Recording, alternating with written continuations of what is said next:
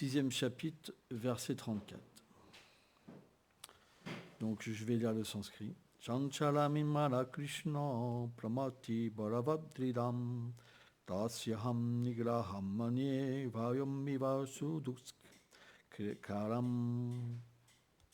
Ô Krishna, le mental est de nature agité, puissant, obstiné et capable de prendre complètement le pouvoir sur l'intelligence, le corps et les sens. Il semble aussi difficile à contrôler que le vent. Commentaire. Lorsque l'intelligence n'est pas nourrie par les instructions du Seigneur, elle peut se voir dominée par le mental, qui lui dicte ses désirs en relation avec le plaisir des sens. L'intelligence sert alors à l'âme conditionnée uniquement pour arriver à obtenir facilement le plaisir matériel dicté par le mental. Mais même parfois, le mental n'accepte pas toujours d'être dominé par une intelligence de sagesse. Similairement, pour Arjuna, il semble très difficile de le contrôler par le seul processus de l'Astanga Yoga, qui tend à parvenir à ce contrôle par la restriction de la respiration.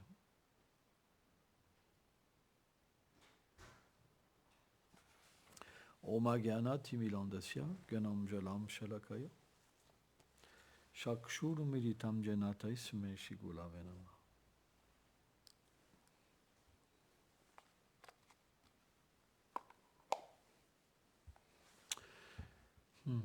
Donc la pratique du yoga, elle tend à contrôler le mental.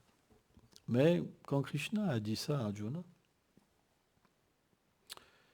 alors il faut comprendre la situation de la Bhagavad Gita. Parce que Arjuna est l'ami éternel de Krishna. Et Krishna, selon Srila Vyasadeva, qui a compilé toutes les écritures, dans la Srimad Bhagavatam, il explique Krishna Bhagavan Swayam. Krishna est la forme originelle du Seigneur suprême. Donc il y a un dialogue entre Arjuna et Krishna, où Arjuna enseigne la philosophie du yoga à Arjuna. Mais Arjuna est une âme éternellement libérée. Il est un dévot éternel du Seigneur suprême. Donc, il y a une sorte également de jeu qui s'installe. Alors, bien sûr, les gens peuvent se dire, mais comment il peut être question de jeu sur une bataille où on sait que 640 millions de personnes vont quitter leur corps en 18 jours. Même avec des armes puissantes, on ne peut pas arriver à cette destruction massive. Mais les guerriers, à cette époque-là, étaient dotés de pouvoirs particuliers. Et surtout, quand le Seigneur vient, il vient accompagné de beaucoup de demi-dieux, en fait, et ses associés. Et c'est ce qu'on appelle un lila. Un lila, c'est un divertissement. Ça veut dire que c'est quelque chose qui se passe dans l'univers pour enseigner les êtres vivants. Parce que ce monde est un champ de bataille. Que vous voulez ou pas, on est constamment, par la maladie, voilà, en ce moment, là, vous avez tous des masques. Excusez-moi, mais bon, la maladie nous attaque constamment, c'est une guerre. Les gens nous critiquent constamment, il y a de l'hostilité partout, et on est obligé de mettre des frontières, des armes, des gendarmes. Pourquoi vous pensez que tout ça, ça existe? Parce que c'est une guerre constante, ce monde. Si vous voulez vivre, si vous voulez manger, il faut vous battre. Donc, il y a une guerre. Alors, comme on vit constamment dans cette guerre, on ne s'en aperçoit plus, mais on est dans une lutte pour l'existence constante. Et quand on ne lutte pas, c'est ce qu'on appelle le bonheur ou la paix. Hein? Et c'est rare, en fait. Donc, le Seigneur nous enseigne que par le yoga, on peut contrôler le mental. D'ailleurs, le prochain verset de la Bhagavad Gita, Krishna va donner cette réponse à Arjuna. Où Arjuna lui demande, mais pourquoi, en fait, quelque part, tu m'enseignes ce yoga? Et Krishna lui dit, ô fils de Kunti, sans aucun doute, le mental est agité et difficile à contrôler. Cependant, il peut l'être par une pratique constante et un véritable renoncement. Donc, qu'est-ce que c'est une pratique constante? Qu'est-ce que c'est un renoncement? Le renoncement, c'est renoncer à ce qui n'est pas nous. Donc il faut comprendre notre nature en tant que l'âme. Il faut comprendre qui est le Seigneur suprême, Ishvara. Et quelle est cette relation qui nous unit à lui? Or, tout ce qui fait partie, qui n'est pas en relation avec cette éternité, c'est ce qu'on appelle le renoncement. Et la constance, c'est ce qu'on appelle rester fixé sur cette réalité éternelle. C'est pour ça que Krishna lui dit, c'est possible, avec ces deux conditions. Pourquoi? Parce que dans ces deux conditions, une personne peut directement avoir le support du Seigneur suprême, l'aide du Seigneur suprême.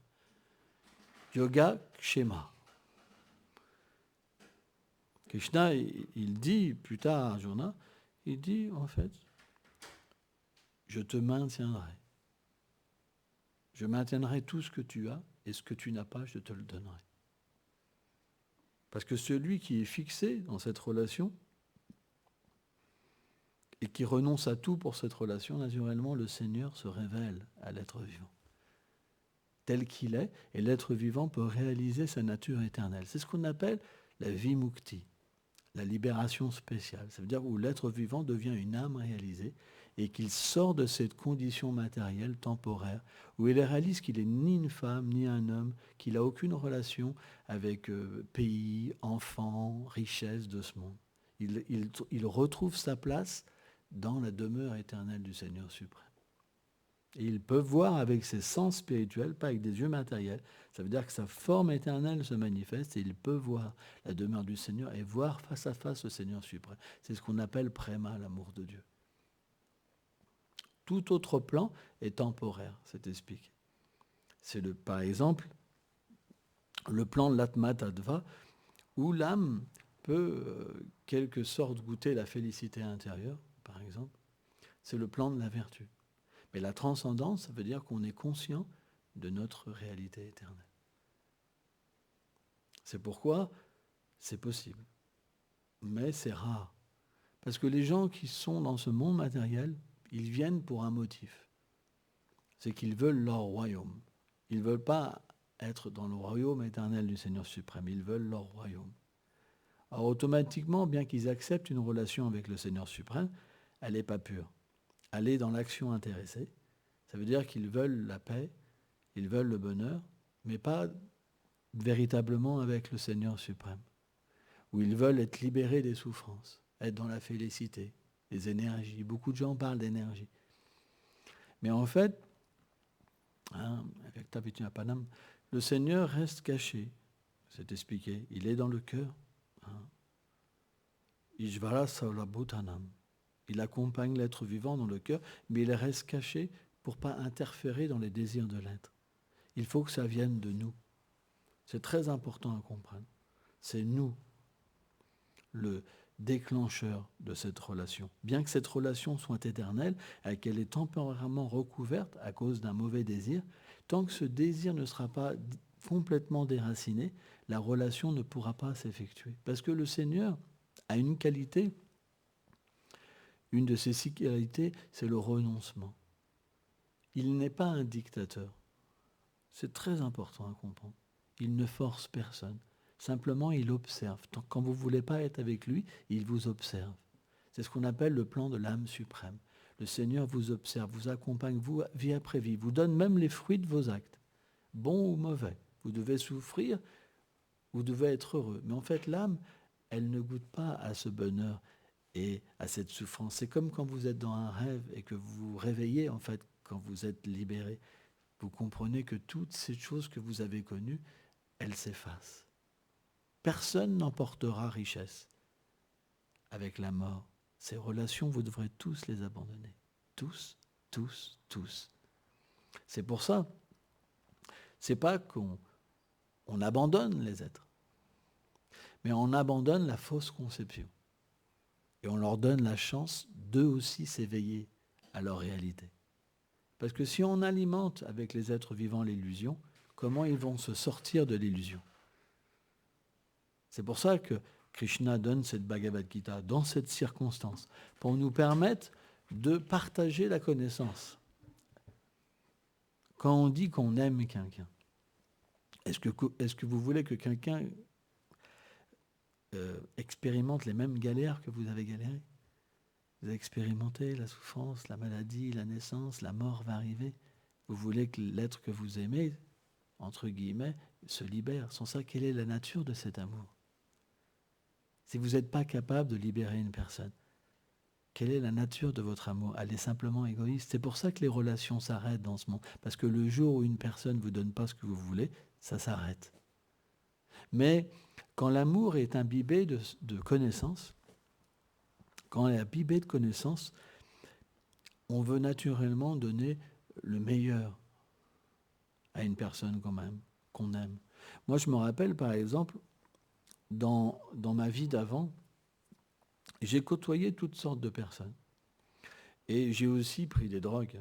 Et je me rappelle, on allait chez un dealer parce qu'il nous donnait de la drogue gratuite. On passait presque tous les jours chez le dealer parce qu'il nous nourrissait de drogue. Mais le jour où il a arrêté de vendre de la drogue, on n'allait plus chez lui. Il y avait un intérêt, vous comprenez. L'intérêt, c'était le produit. De la même manière, quand on est concentré sur notre faux ego, notre fausse nature, cette fausse nature nous fait croire que tout nous appartient et que tout est fait pour notre jouissance. À partir de là, toutes les relations peuvent se terminer. Elles ont un début et une fin. Mais quand on comprend que tout appartient au Seigneur suprême et que c'est sa propriété, alors à partir de là, on ne réagit plus pareil avec les êtres vivants. On n'attend plus des êtres vivants. Parce que notre nourriture, c'est le Seigneur lui-même dans ses relations. Parce qu'on va servir ce Seigneur suprême, alors il va nous nourrir. Et à partir de là, qu'est-ce qui se passe? Cet échange entre les êtres, il devient sublime. Parce que le Seigneur apparaît. Et naturellement, l'amitié qui va se manifester, l'amour qui va se manifester, ce n'est pas sur le même plan, c'est sur un plan transcendantal. Donc on peut connaître des relations sublimes, mais il faut être extrêmement profond et véritable. Il faut le parfait renoncement et la constance dans toutes les situations. Par exemple, si quelqu'un vous offense, vous devez vous poser la question, mais il offense qui? Le corps ou l'âme? Est-ce que l'âme peut être offensée? Non. Vous comprenez? Par contre, l'âme, elle peut être miséricordieuse. Elle peut être un instrument du pardon, un instrument pour permettre à une personne de dépasser ses limites. Et c'est ça qu'il faut qu'on soit. Et ça, ce n'est pas possible sans comprendre notre situation éternelle. De la même manière qu'on a la possibilité d'aider une personne. Est-ce que vous avez déjà aidé des personnes? Oui ou pas? C'est normal. Quand on a des amis, quand quelque chose ne va pas, un ami, qu'est-ce qu'il va faire? Il va voir un autre ami. Quand vraiment c'est insupportable, il dit voilà, il faut que je te parle, j'ai un problème, j'arrive pas, je suis malheureux, j'ai besoin d'aide, etc. Et là, la véritable amitié, elle prend une substance. Si une personne vous lui parlez, elle se dit oh là là, c'est déjà arrivé aussi à tout le monde quand on est dans l'égoïsme. Moi, je me rappelle quand j'étais gamin, je dis oh là, il va encore me saouler, quoi. Tu vois, tu vois. Quand on a une mauvaise nature, c'est comme ça, tu vois. Mais naturellement, quand on a une bonne nature, on écoute une personne et la relation prend une substance plus profonde. Et on se dit c'est vraiment mon ami. Voilà. Eh bien, si nous, avec notre petite faculté, la petite âme, elle a cette propension en elle d'aider, que dire du Seigneur suprême? Donc il peut. Tous les univers lui appartiennent, toutes les planètes lui appartiennent, il est le contrôleur, il est le mainteneur, il est le destructeur, et il est bien au-delà encore. Il est le Seigneur de l'amour, celui qui se divertit à donner, en fait, sa douceur et son amour sublime à ses dévots. Donc automatiquement, si cette personne qui est sans limite, dans sa beauté, dans sa douceur, dans ses qualités, elle ne peut pas nous aider, c'est qu'il y a un problème. Donc le personnalisme est très important parce que quand on est personnel, le Seigneur est personnel avec nous. Quand on est impersonnel, le Seigneur est impersonnel avec nous. La différence entre une énergie et une personne, c'est quoi? C'est qu'une personne, elle agit, elle a des sentiments, elle peut vous parler, elle peut tout vous donner, alors qu'une énergie, elle est impersonnelle. Donc en fait, inconsciemment, ce qu'on appelle une énergie, c'est qu'on a envie de cette personne-là. Parce qu'elle est toujours près de nous. soit en nous observant, soit en réciproquant avec notre dévotion. Peu importe où on en est. On adore tous cette même personne. Mais il y en a qui veulent l'adorer dans son opulence, il y en a qui veulent l'adorer dans son intimité. Par exemple, le Vaishnavisme, ce que nous on pratique, c'est l'intimité. Quand on adore Dieu chez lui. Quand il est juste question d'amour. C'est ce qui est particulier dans le Vaishnavisme. Dans les autres voies, on adore Dieu. Nous, on adore Gopal, Damodar, Shyamasundar, Krishna. Il a différents noms selon de la manière qu'il se donne à ses dévots. Et à travers ces échanges, on peut goûter quelque chose d'incommensurable. L'énergie, c'est passif. Et l'âme reste passive. Mais la relation personnelle, quand le Seigneur vient chercher l'âme, l'âme manifeste sa forme et cette relation. Et c'est ça qui est beau et merveilleux. Et là, on comprend que tout ce qu'on cherchait dans ce monde, l'amitié, l'amour, un baiser, le fait de pouvoir avoir le refuge, d'avoir les meilleures odeurs, la meilleure douceur, tout est compris, mais d'une manière sans limite, quoi. Et les sens spirituels, ils sont tellement puissants et illimités que on devient nous-mêmes investis de pouvoir pour goûter cette personne qui est sans limite. C'est jamais, on ne peut jamais être rassasié. C'est toujours une explosion, comme des volcans à l'intérieur qui se manifestent pour goûter beauté, qualité. C'est extraordinaire, la réalisation. Et ça, c'est possible dans cet âge en chantant le Saint-Nom. Quand on chante comme on a fait, Allez Krishna, Krishna, Krishna, Allez Rama, Rama, Rama, Allez. Comme le Seigneur n'est pas différent de son nom, si on chante avec ce désir profond d'avoir cette relation, le Seigneur se donne.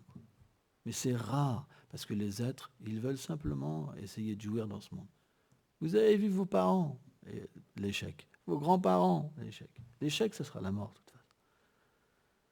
Donc, on est, on meurt, on ne sent jamais qu'on est, on ne sent jamais qu'on meurt, parce qu'on est éternel. Réfléchissez quand vous êtes né, quand vous aviez 5 ans, 6 ans, vous êtes cette même personne, vous n'avez pas changé. Pourtant, la mort, elle vient vous chercher à chaque instant. Cette vieillesse-là, c'est pas moi qui l'ai inventée, elle est là. Donc on peut transcender complètement la mort par la réalisation spirituelle. Et Krishna explique dans la Bhagavad Gita que celui qui atteint cet état, il entre après la mort, il le rejoint. C'est mystique, en fait. Parce que le Seigneur accompagne l'être et il le place là où il est. Et après, plus besoin de revenir dans ce monde, parce que on est dans notre situation éternelle. Alors bien sûr, le Seigneur a différentes formes, bien qu'il soit un, parce qu'il y a différentes humeurs de dévots. Par exemple, aujourd'hui, c'est le jour où Ramachandra, en fait, le jour où Ramachandra a eu sa victoire sur Ravan, par exemple. En Inde, ils font une grande effigie de Ravan, ils tirent une flèche, et après l'effigie prend feu. C'est une grande fête, comme ça. Hein. Et après, ils battent même Ravan avec des bâtons. Comme ça. Parce que Ravan, c'est le démon qui personnifie les mauvaises tendances vraiment de l'être vivant. Hein. Donc, la philosophie védique est extrêmement large. Elle traite de tellement de sujets, mais tous ces sujets ont un but, c'est de nous faire comprendre notre relation éternelle. C'est extrêmement important. Si vous avez une question, on ne laisse jamais de place aux questions. Maharaj ?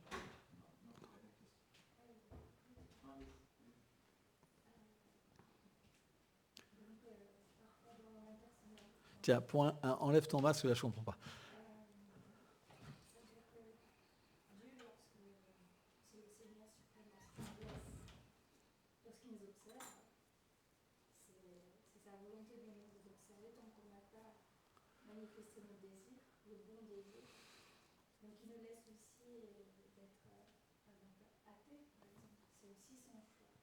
En fait, la liberté, voilà. En fait, la liberté, c'est la chose la plus précieuse. Si le Seigneur vous dit, tu n'as plus le droit de faire ça, tu vas dire, je ne suis pas d'accord. Moi, je veux quand même faire ce que j'ai envie. On est d'accord. Donc, c'est un choix. Mais dans ce cas-là, naturellement, il faut qu'il se cache. Il faut que cette relation, elle se cache. Elle ne puisse pas être présente. Et il faut qu'il te recouvre aussi pour que tu puisses oublier que tu es l'âme. Parce qu'en tant que l'âme, tu ne peux pas avoir cette constitution éternelle de l'oubli. Tu as simplement le souvenir. Donc, quand le désir se manifeste, automatiquement, il faut que un plan, un stratège soit aussi donné à l'être vivant pour qu'il puisse oublier et se plonger et pouvoir expérimenter pleinement l'indépendance. Sans ça, ça ne serait pas possible. Si tu voyais le Seigneur partout, tu ne pourrais pas. Tu comprends ? Il faut bien qu'il soit dissimulé et à partir de là, tu peux avoir l'expérience. La seule différence, c'est que c'est comme un rêve. À la fois, il y a une réalité et à la fois, c'est illusoire. Pourquoi ? Parce que tu ne peux pas être séparé du Seigneur suprême. Parce que ce n'est pas possible, parce qu'il gère tout, il contrôle tout. Donc il est là, il te permet d'expérimenter, mais il t'accompagne. Et le jour où tu étais fatigué, le jour où tu en as marre, tu tournes la tête vers lui, et ben il est là. Et ça va très vite en fait. Donc cette expérience dans le voyage, dans le samsara, c'est juste, on essaye des choses, on essaye. Regardez par exemple combien de choses on a essayé dans cette vie déjà. Et donc tout nous est redonné pour pouvoir avoir vraiment cette sensation de pouvoir continuer. Par exemple, si on n'avait qu'une vie et qu'on devait encaisser tous les malheurs qu'on a, à un moment, on ne pourrait plus. Donc, on reçoit une nouvelle vie, un nouveau environnement où, naturellement, on réessaye des choses. Et à un moment, ce qui se passe, c'est que, naturellement, comme on veut s'assumer, on doit assumer les résultats de nos actes. Et dans ce monde, il y a des lois universelles. Il y a des choses que vous allez faire qui vont engendrer la souffrance. Il y a des choses que vous allez faire qui vont engendrer le bonheur matériel, qui vont vous permettre même de prendre naissance dans des sphères plus élevées ou des sphères plus basses de l'univers. Mais à un moment, quand la souffrance vient, qu'est-ce qui se passe ? Eh bien, l'âme, elle cherche un refuge. Elle cherche à sortir de cette souffrance. Donc, quand elle est pas pieuse, elle se bat contre la souffrance. Et elle développe la haine. Donc, ça l'enfonce encore plus. Mais à un moment, naturellement, ce qui se passe, c'est que dans l'univers matériel, il y a plein de miséricordes. Par exemple, le nom du Seigneur n'est pas différent de lui. Un des noms du Seigneur, c'est Ram. Vous chantez Conforama, vous chantez le nom du Seigneur, même sans le savoir. Il y a plein de choses qui sont manifestées pour créer des activités pieuses qui permettent à l'être vivant. En fait, l'activité pieuse, elle donne la conscience spirituelle. Et quand la souffrance vient et que l'activité pieuse a été cumulée, elle donne la sensation de vouloir trouver une solution spirituelle. Alors au début, c'est très vague. On va se dire, on va se gratter la tête. Moi, je me rappelle la première fois que j'ai prié, j'ai dit Dieu, si tu existes, je sais pas si tu existes, hein, mais j'en ai marre. S'il te plaît, aide-moi, hein, parce que sans ça, je sais pas ce que je fais. Hein. Bon, ça peut être très grossier comme ça, voire je te casse la figure. Mais lui, c'est un père, il nous aime. Donc dès qu'il y a une personne qui se tend vers lui, tout de suite, il réciproque. Et donc, vie après vie, cette réciprocité entre le Seigneur et l'âme, elle augmente et à un moment, elle devient complètement personnelle et l'expérience est là. Et quand l'expérience est là, c'est parti. Au début, l'expérience, elle ne peut pas être forte parce que la foi de l'être n'est pas forte. Donc, il va à l'église ou dans un temple en espérant que son malheur s'en va. Mais ce n'est pas qu'il ne se passe rien. Dans sa prochaine vie, l'endroit où il vit, la famille où il naît, c'est avec des gens pieux. Et naturellement, sa foi va augmenter, sa pratique va être là, etc. Et l'expérience va venir.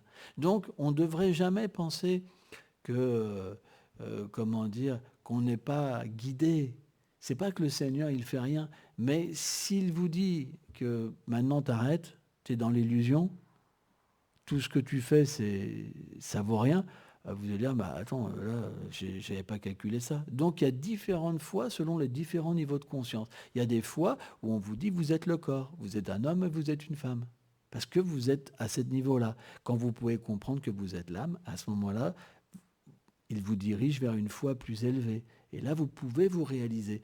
Donc, le point, c'est comme un enfant. Un enfant, on le place dans une école primaire, et graduellement, sa conscience va augmenter pour qu'il puisse travailler, s'assumer tout seul et même aider des gens. Et bien, de la même manière, la vie spirituelle, c'est la même chose sur une échelle plus grande. Ça veut dire qu'on commence et graduellement, on devient une âme réalisée. Et une fois que l'être devient réalisé, tout ce qu'il a passé, tout ce qu'il a vécu, c'est comme si il n'y avait pas eu de temps. Parce que le temps n'a qu'une existence dans l'univers matériel. Il est comme une illusion qu'elle a. Vous comprenez? Quand l'être devient réalisé, c'est comme s'il n'avait jamais quitté cette position éternelle. C'est quelque chose de mystique. Le temps n'a plus d'influence sur lui. Et à ce moment-là, vous pouvez comprendre comment ça se passe. Ça, c'est pas possible. Tant qu'on est attaché à ce monde, on ne peut pas comprendre. Quand on devient réalisé, alors tout nous est révélé. C'est comme ça. C'est pour ça que si on veut progresser, il faut écouter des sadhus qui ont eu cette réalisation à l'intérieur d'eux-mêmes. Parce que quand on écoute cette réalisation, le sadhu, il la partage. Et elle vient naturellement nourrir notre vie et notre conception. Par exemple, tout à l'heure, j'avais une paire de lunettes. Si elle est bleue, je vais voir tout bleu. Et je n'ai pas le choix que d'accepter que le monde est bleu, parce que c'est ma vision, c'est ma conscience. Mais cette conscience, elle est liée à une connaissance de mes vies passées, de cette vie-là. On m'a dit, tu fais ça, tu vas prendre un coup de bâton, tu fais ça, il y a des lois. Ça pourrait être complètement différent, l'apprentissage que j'ai eu, vous comprenez? Mais le point, c'est que quand on entend une connaissance qui est pure, elle agit au fond de nous-mêmes. Et elle nous donne une perception graduellement qui va changer notre vie, notre façon de voir, notre façon d'écouter, notre façon de manger, notre façon de relationner. Pourquoi? Parce que plus le Seigneur va se révéler à nous, et plus le monde va se révéler tel qu'il est. Et pas tel que nous pouvons le voir selon notre conscience, notre fausse conscience acquise des vies passées. Voilà. Bon, on n'a pas trop le temps. Hein. C'est l'heure, là, c'est ça? 3 minutes. Maharaj, tu voulais... Donc, par rapport à tout ce que tu disais dans la classe, comment on peut se positionner pour être plus réceptif à l'avancement spirituel? Déjà, on doit être honnête avec soi-même. On a tous une limite.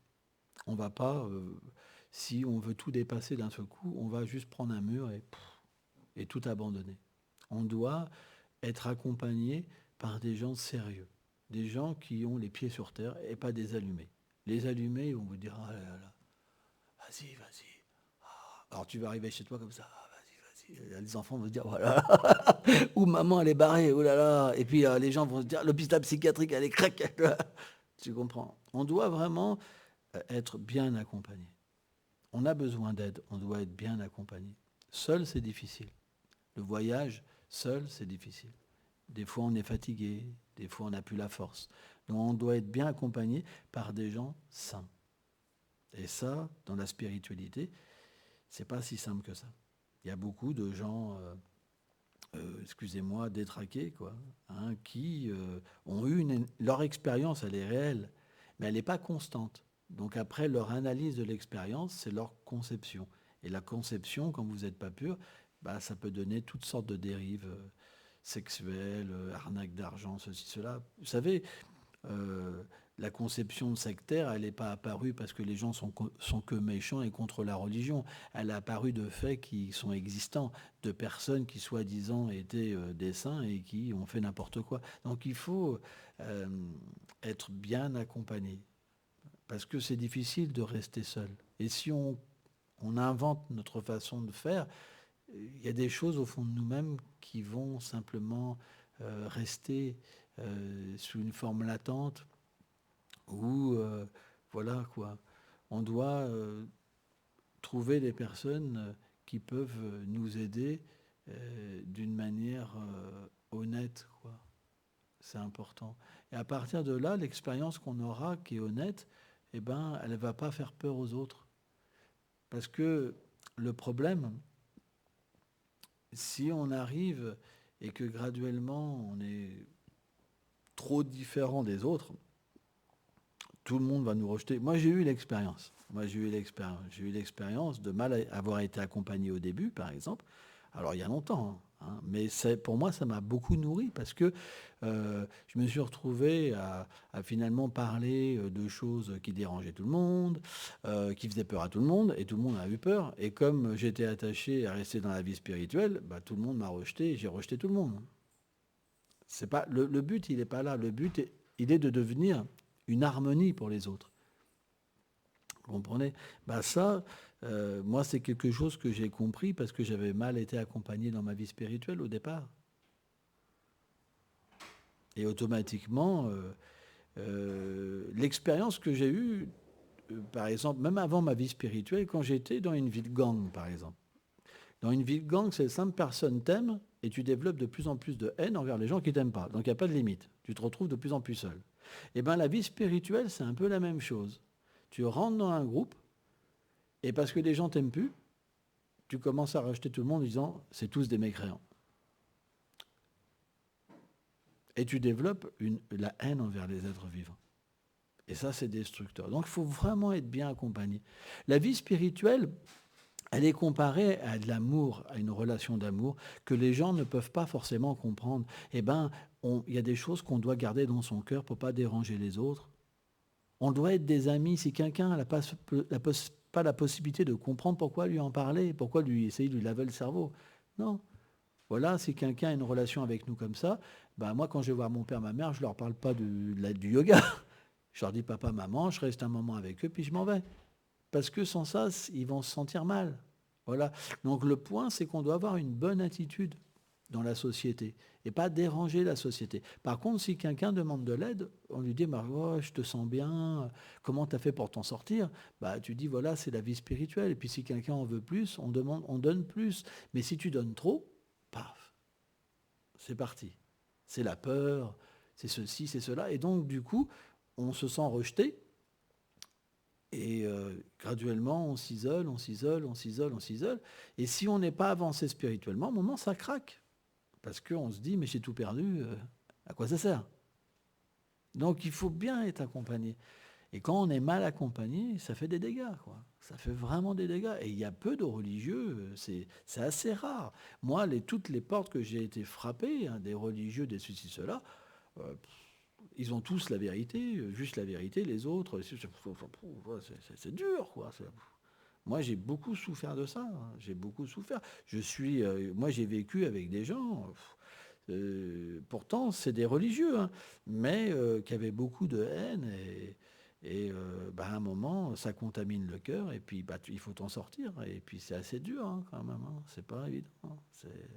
Pour sortir d'un groupe comme ça, alors c'est une sacrée expérience parce qu'après, ça permet de ne pas refaire la même chose et d'analyser tous conception sectaire. Mais pour t'en sortir, c'est pas évident. Il faut vraiment te battre, hein. Ça prend des années, hein. C'est pas si simple que ça. C'est pour ça qu'ici, on a cette mentalité. Parce que j'ai eu cette expérience-là, forte. Tu vois. Mais je ne l'aurais pas eu, peut-être que j'aurais fait la même chose. Tu vois. C'est pour ça que dans notre vie, on ne considère pas qu'il y a une bonne ou une mauvaise expérience. On considère que tout est un moyen pour atteindre l'amour. Donc, ce n'est pas que j'en veux à ces personnes. Si je n'avais pas connu cette chose-là, je ne serais pas ce que je suis aujourd'hui. Mais ce n'est pas facile à vivre. Et voilà, on n'a pas envie d'imposer ça aux gens, hein. Merci.